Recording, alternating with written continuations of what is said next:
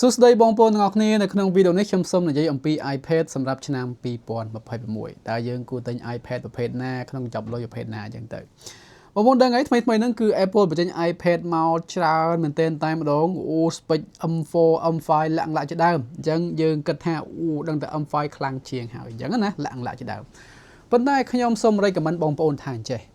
មិនបាច់ចង់បានខ្លាំងពេកទេបាទហើយក៏គុំចង់បានអាថោកពេកដែរអាខ្សោយពេកដែរអញ្ចឹងណាអ្វីដែលខ្ញុំ recommend បងប្អូនណាគឺជាចំណុច sweet spot មែនទែនតែម្ដង iPad M1 វាជា iPad ដែលស្ថិតនៅក្នុងគេហៅថា level ពាក់កណ្ដាលមួយមិនខ្លាំងកប់ដូច M4 M5 ទេក៏ប៉ុន្តែវាក៏មិនខ្សោយដូចចំពោះ iPad ទេចាស់ៗដែរអញ្ចឹងគឺពពួក iPad M1 ហើយខ្ញុំសូម recommend យកអា11 inch ទៅដែលជាចំណុច sweet spot បំផុតសម្រាប់ការប្រើប្រាស់របស់យើងលេងហ្គេមក៏ត្រូវ11 inch ហ្នឹងណាមុនយើងការងារវីដេអូក៏ត្រូវស្អីទៀតយកតាមខ្លួនវាអត់សូវធ្ងន់ក៏ត្រូវទាំងអស់ខ្ញុំបានប្រើ iPad M1 ហ្នឹងគឺតាំងពីខ្ញុំនៅស្រុកក្រៅមកម្លេះឥឡូវខ្ញុំមកដល់ខ្មែរហើយខ្ញុំមានអារម្មណ៍ថាខ្ញុំអត់ត្រូវការ iPad ដែលមានម៉ាស៊ីនខ្លាំងជាងនឹងទេបាទហើយសម្រាប់ការប្រើប្រាស់របស់ខ្ញុំនៅលើដៃរបស់ខ្ញុំតលថ្ងៃរាល់ថ្ងៃហ្នឹងណាវាគេហៅថាលើសពីគ្រប់គ្រាន់ទៀតមិនមែនគ្រប់គ្រាន់ទេគឺថាលើសពីគ្រប់គ្រាន់ទៅទៀតមកត្រឹមការមើលវីដេអូរបស់យើងណា gaming របស់យើងបងប្អូនយើងសមត្ថភាពវាផ្សេងក៏ដូចជាភិនភាគរូបរាងវាជាដើមស្ដើងស្អាតអញ្ចឹងទៅយើងអត់សូវធ្ងន់អញ្ចឹងណាគឺវាគឺថា complete set នៅលើនឹងតែម្ដងដែលបងប្អូនយើងមិនចាំបាច់ទៅទិញអាពួក iPad ដែលវា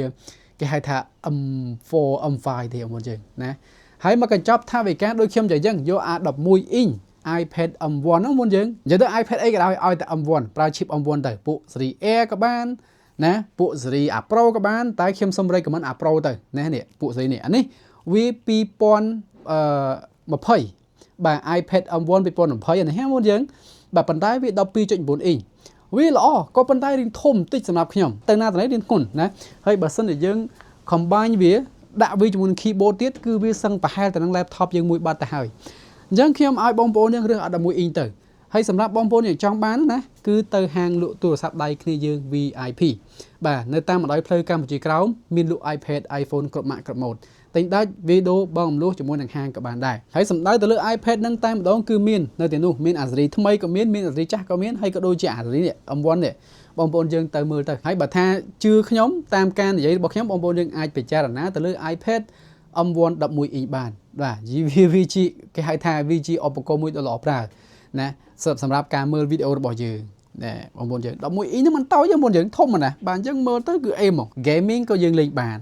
មាន Apple Intelligence ទៀតវា support Apple Intelligence ទៀត M1 នេះបើវាសេរីចាស់មែនប៉ុន្តែវា support Apple Intelligence បាទហើយមានអីទៀតបងប្អូនយើងអេក្រង់វាលាតពេញស្អាតមិនចឹងបាទហើយដំណើរការផ្សេង Apple កម្មវិធីកាត់តវីដេអូអីចឹងទៅនៅធ្វើបានបងប្អូនយើង CapCut Final Cut Pro DaVinci Resolve មកក៏ play លើនឹងតែម្ដងតែបងប្អូនយើងដូចជាមិនត្រូវការមកត្រឹម iPad មួយសោះបងប្អូនយើងទៅបើថាមានលុយក៏ទៅប៉ុន្តែបើថាសួរខ្ញុំទៅលើការ recommendation របស់ខ្ញុំមុនយើងមិនបាច់ទៅសេរីចាស់ពេកទេបាទទៅអាល្មមទៅបានហើយកុំឡើងខ្ពស់ពេកបាទអញ្ចឹងគឺត្រឹមពួក iPad ពួក iPad M1 ហើយប្រើ11 inch ទៅល្អមែនទេបងប្អូនណាប្រើ11 inch ខ្ញុំនិយាយចឹងនេះគឺជាការយល់ឃើញរបស់ខ្ញុំហើយក៏ដូចជាការ recommendation របស់ខ្ញុំបើថាចង់ iPad ចង់បាន iPad ក្នុងឆ្នាំ2026នេះ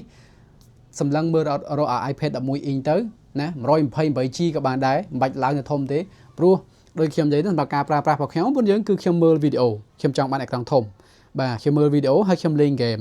បាទហើយក៏ដូចជាការ research របស់ខ្ញុំខ្លះដែលខ្ញុំអត់ចង់បើក laptop គ្រប់ពេលបាទអញ្ចឹងខ្ញុំកាន់ទៅខ្ញុំអង្គុយមើលទៅព័ត៌មានឬក៏ដូចខ្ញុំនិយាយអញ្ចឹងបងប្អូនយើង research របស់ខ្ញុំហ្នឹងទៅឬក៏មើល YouTube វីដេអូហ្នឹងទៅគឺយើងមើលលើហ្នឹងទៅអញ្ចឹងវាមើលទៅវារហ័សជាងចង់និយាយថាវាតូចជាង MacBook ចង់និយាយអញ្ចឹងមុនយើងបាទប៉ុន្តែវាធំជាងទូរស័ព្ទអញ្ចឹងទៅយើងអាចប្រើបានតលីស្រឡះល្អជាងទៅលើការមើលរបស់យើងហើយក៏ដូច performance វាហ្នឹងគឺនៅស្ទុះរលូនល្អបាទហើយយើងអាចបើសិនជាប្រើពួក M1 នេះមុនយើងអាចប្រើប្រាស់វាសម្រាប់តុបតែង studio យើងផងដែរទិញ monitor មួយទៅដោតចូល monitor ប៉ុចដោយសារវាមាន stage manager អញ្ចឹងវានឹង send display ទី2ទៅកាន់ monitor យើងមួយទៀតអញ្ចឹងយើងទៅជា background មួយបាត់ហើយយើងຕົកធ្វើតាំងជាគេហៅថា តុបតែង studio ឬក៏ការថតរបស់យើងអញ្ចឹងណាយើងយើងបានអេក្រង់ធំក្រោយចេះបងប្អូនឃើញណា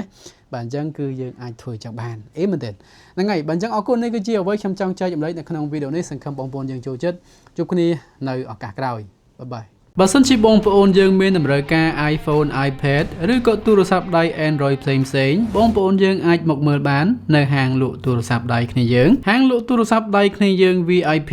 ឬក៏ KY Store មានសេវាកម្មល្អមែនទែនតែម្ដងបងរំលោះវាយដូរទាំងមួយទឹកទាំងថ្មីហើយអីវ៉ាន់ក៏មានធានាល្អត្រឹមត្រូវចេញពីហាងផងដែរសម្រាប់បងប្អូនយើងមានតម្រូវការអាចតាក់ទងបានជាមួយនឹងហាងលក់ទូរស័ព្ទដៃគ្នាយើង VIP